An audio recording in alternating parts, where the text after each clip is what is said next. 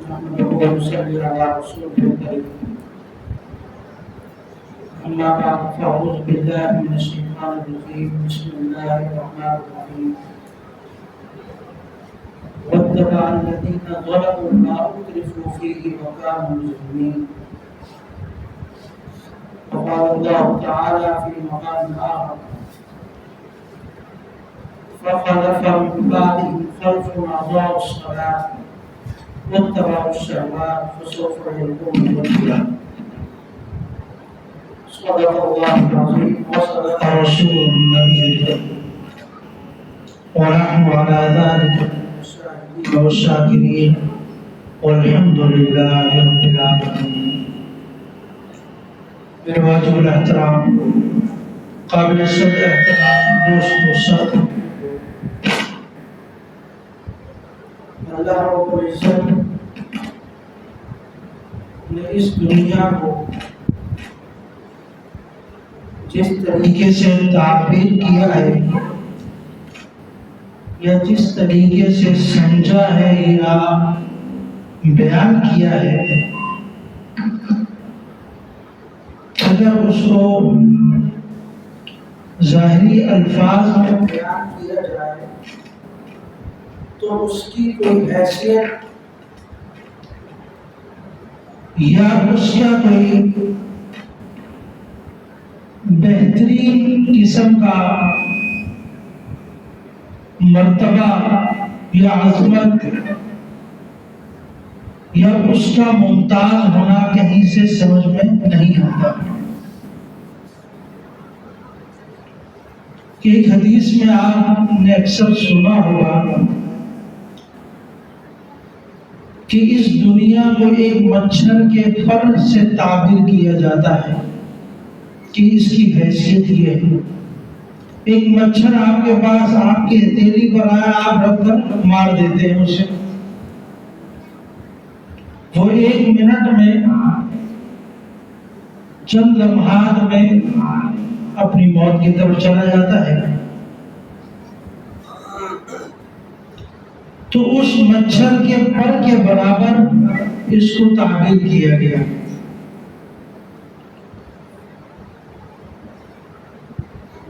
اور دوسری طرف یہ بھی کہا کہ آنے والے لوگ فسوف یلقون غیا فخلف من بعدهم خلف اضاعوا الصلاة، کہ بعد والے لوگوں نے نمازیں ضائع کرنا شروع کر دی واتبعوا الشہوات، اور اس شہوات کی اتباع کرنے لگے، اپنی خواہشات کی طرف جانے لگے. خواہشات کو بہت زیادہ اپنے پر غالب کرنے لگے. میں یہ نہیں کہتا کہ ایک غریب آدمی ہے تو وہ کبھی اچھے کپڑے نہ پہنے، وہ کبھی اچھا لباس نہ پہنے، اچھی گاڑی نہ رکھے، بلکہ کبھی اللہ تعالیٰ اگر اس کو عطا کرتے ہیں تو وہ ضرور ان چیزوں کا اہتمام کرے. اللہ کی طرف سے عطا کردہ چیزوں کو دکھانا یہ بھی ثواب ہے، لیکن اس دکھانے میں فخر نہ ہو، تکبر نہ ہو، کسی کو نیچا دکھانا نہ ہو، حسد نہ ہو رہا ہو کسی سے، اس صورت میں وہ دکھانا. تو یہ شریعت میں مانا ہے. ایک متوسط طبقے کا آدمی ہے، اگر اللہ تعالیٰ اس کو مال کی فراوانی عطا کرتا ہے تو اچھی بات ہے، اس کو ایک اچھی گاڑی اپنا انتظام کر لینا چاہیے، ایک اچھے لباس کا اہتمام کر لینا چاہیے. لیکن عاجزی اور سادگی کو برقرار رکھتے ہوئے، فخر نہ آ جائے، تکبر نہ آ جائے اس کے اندر. صحابہ کرام رضوان اللہ تعالیٰ عنہم اجمعین کی پوری زندگی آپ دیکھ لیں، بعض تو اچھے خاصے مالدار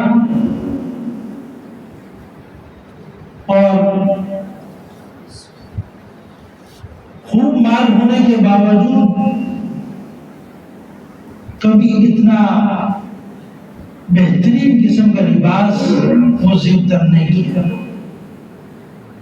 بلکہ درمیانے درجے کو ترجیح دی، نہ بہت اعلیٰ قسم کا پہنا نہ بہت ادنا قسم کا پہنا، اعتدال کے ساتھ درمیانے راستے کو اختیار کر کے ان چیزوں کا اہتمام کیا گیا۔ آج ہمارے میں سے کئی لوگ ایسے ہیں جس کے پاس چند پیسے آ جائیں پھر وہ دکھاتا پھرتا ہے، پھر علاقے میں اس کا مقابلہ کوئی نہیں کر سکتا، اور بعض دفعہ ایسا ہوتا ہے کہ چند سال یا چند ماہ وہ خوب عیش و عشرت میں گزارتا ہے، پھر اپنی دوبارہ پرانی حالت میں آ جاتا ہے۔ چند پیسے کہیں سے مل گئے، اس پر اللہ کا شکر ادا نہیں کیا بلکہ فخر جتانے لگا۔ یہ ہمارے ہاں عموماً شادیوں کے معاملات میں بہت زیادہ ہوتا ہے۔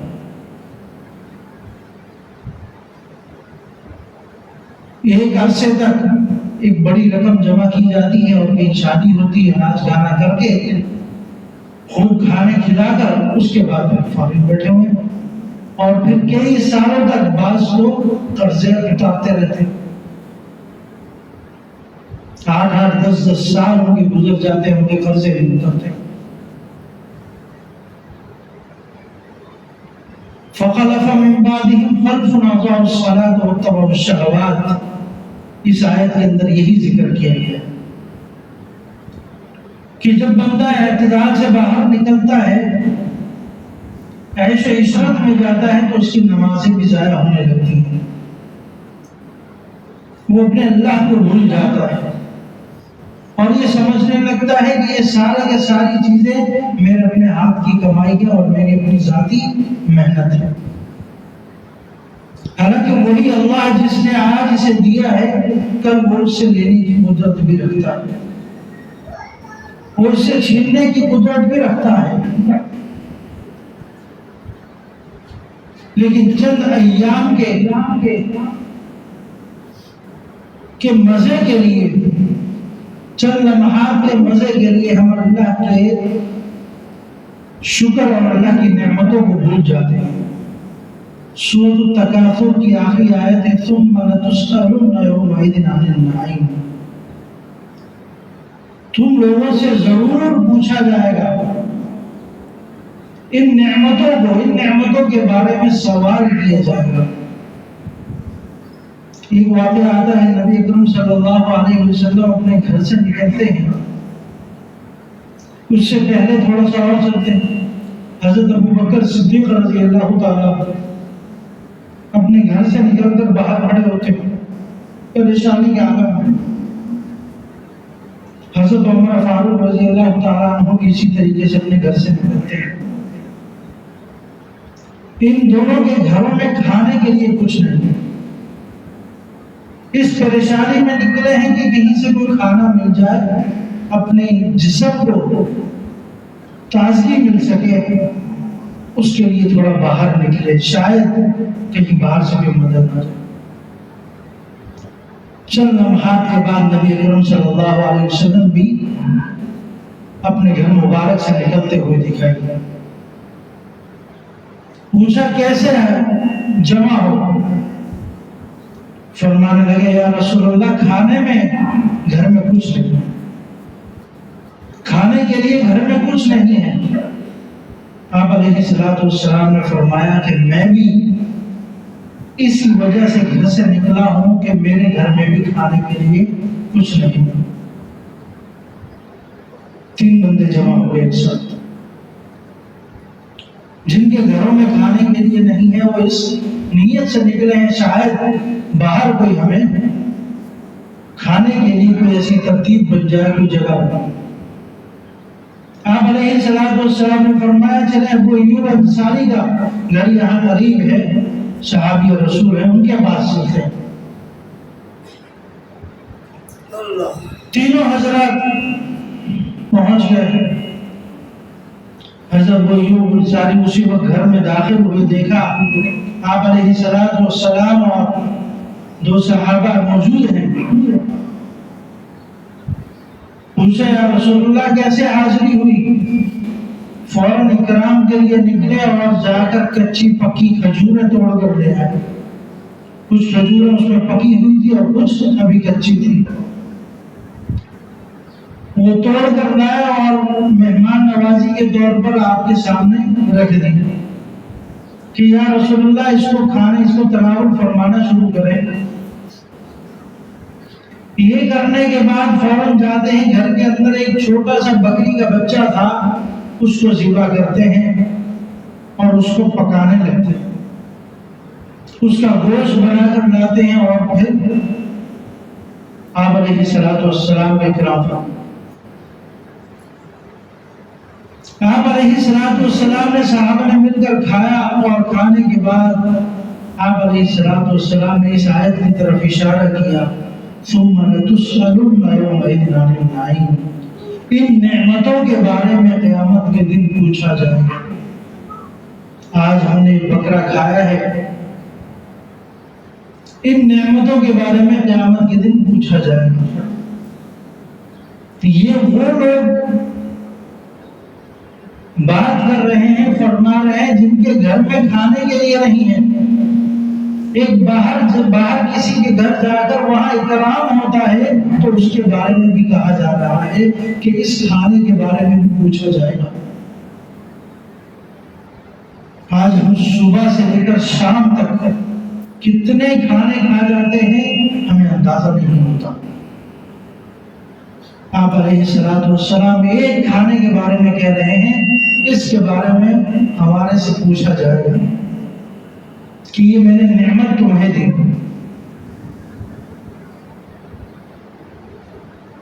آپ علیہ السلام دعا فرمایا کرتے تھے، یا اللہ آل محمد کے رزق کو کم کر دے، اتنا کر دے کہ کسی سے مانگنے کی ضرورت نہ ہو، اور اتنا زیادہ نہ کر کہ ایک وقت سے دوسرے وقت کے لیے بچا رہے۔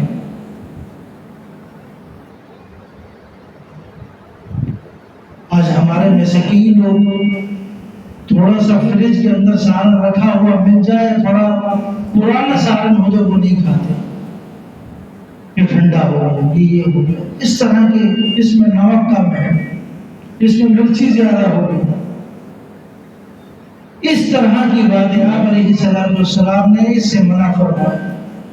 آپ کھانا کھاؤ، اگر آپ کی سمجھ میں نہیں آنا، پسند نہیں آ رہا تو آپ چند لقمے کھانے کے بعد چھوڑ دو اسے، لیکن اس کے اندر برائی اور عیب نہ نکالو کہ اس میں مرچیں زیادہ ہیں، یہ بد ذائقہ ہے، اس طرح کی باتیں نہ کریں۔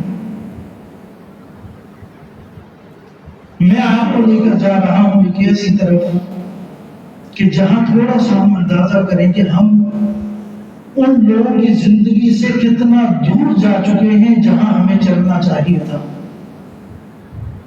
صحابہ کرام رضوان اللہ تعالی عنہم اجمعین اپنی زندگی میں کوشش کیا کرتے تھے کہ بہت زیادہ زیب و زینت اختیار نہ کریں۔ گھر کے اندر اگر ایک پردے کی ضرورت ہے تو وہاں ایک پردہ ہی لگا ہو، گھر کے اندر اگر ایک قالین کی ضرورت ہے تو ایک قالین ہی ہو۔ آج تو ہماری مسجدوں میں 2-2 3 طرح کے قالین ہوتے ہیں، اتنے نرم ہوتے ہیں کہ آپ علیہ السلام کا بستر مبارک جس پر آپ آرام فرماتے تھے وہ بھی اتنا نرم نہیں ہوتا۔ کھجور کی شاخ سے بنایا گیا ایسا بستر جس پر آپ آرام فرماتے تو نشان پڑ جاتے بدن پر، اور وہ نشان ایسے نہیں کہ چند لمحے میں اتر جائیں، پھر وہ کافی دیر تک وہ نشان باقی رہتے۔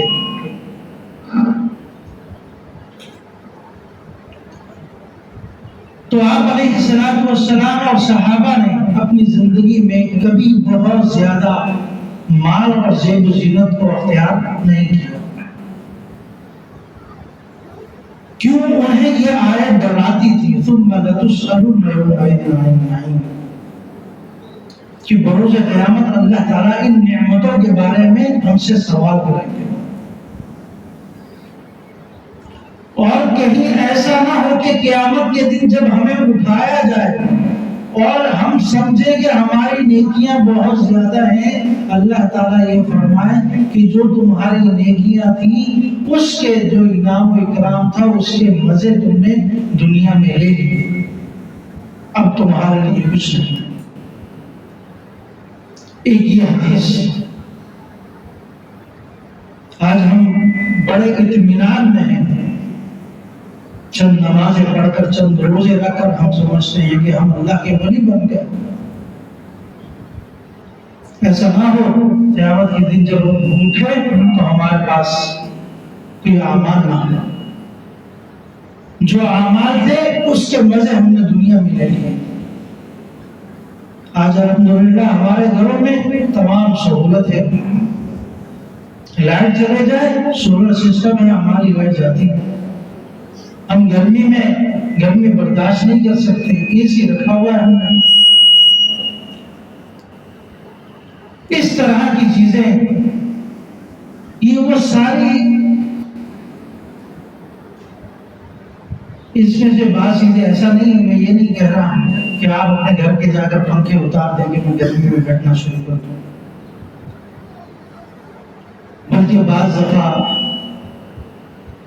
جیسے میں نے شروع میں عرض کیا کہ کچھ اللہ کے انعامات کو دکھانا یہ بھی عبادت ہے. اس میں تکبر نہ ہو، ریاکاری نہ ہو، اس میں کسی کو نیچا دکھانا نہ ہو، لیکن اللہ سے ڈرتے ہوئے، جس طرح صحابہ کرام یہ ڈرتے تھے کہ کہیں 2 وقت کا کھانا ہمیں میسر ہو گیا تو کہیں ایسا نہ ہو کہ ہماری زندگی سے ہمارے اعمال ختم ہونا شروع ہو جائے. یہ ڈر ہوتا تھا کہ اللہ تعالیٰ ہماری نیکیوں کا بدلہ ہمیں دنیا میں ہی نہ دے دے. آج کئی لوگ یہ بھی شکر کرتے ہیں کہ الحمدللہ ہمارے میں کوئی کسی قسم کی پریشانی نہیں، بچے کما رہے ہیں، گھر چل رہا ہے، زندگی آج آرام اور آسائش کے ساتھ گزر رہی ہے. تو دوسری طرف اس چیز سے ڈرتے رہے کہ ہمارے سارے اعمال ختم نہ ہو جائیں. اللہ تعالیٰ عمل کی توفیق عطا فرمائے. یہ کچھ باتیں بظاہر شاید آپ کو ہضم نہ ہوں، لیکن یہ حقیقت ایسی ہی ہے کہ ہم ان کی زندگیوں سے بہت دور پیچھے آ چکے ہیں. ہمیں ان کے اعمال سمجھ میں ہی نہیں آتے کہ وہ زندگی کیسے گزارتے تھے. اگر ہم اس کو سوچتے ہیں تو ممکن نہیں لگتا ایسے وہ زندگی گزارتا. یہ صرف کتابوں کی باتیں اور کتابوں تک ختم ہو، ایسا نہیں، یہ حقیقت تھی. ایسے ہی ان کو اب نبی اکرم صلی اللہ علیہ وسلم کے بعد صدیق اکبر رضی اللہ تعالیٰ عنہ کو اتنا بڑا مرتبہ ایسے نہیں ملا. عمر فاروق رضی اللہ تعالیٰ عنہ کو دوسرا خلیفہ ایسے نہیں بنایا. ایک محنت تھی، ان کی قربانیاں تھیں. ان قربانیوں کے نتیجے میں اللہ رب العزت نے آج بھی ان کو اپنے ساتھ رکھا. نبی اکرم صلی اللہ علیہ وسلم کے پہلو میں اللہ تعالیٰ عمل کی توفیق عطا فرمائے، دین کو سمجھ کر اس کے مطابق زندگی گزارنے والا بنائے.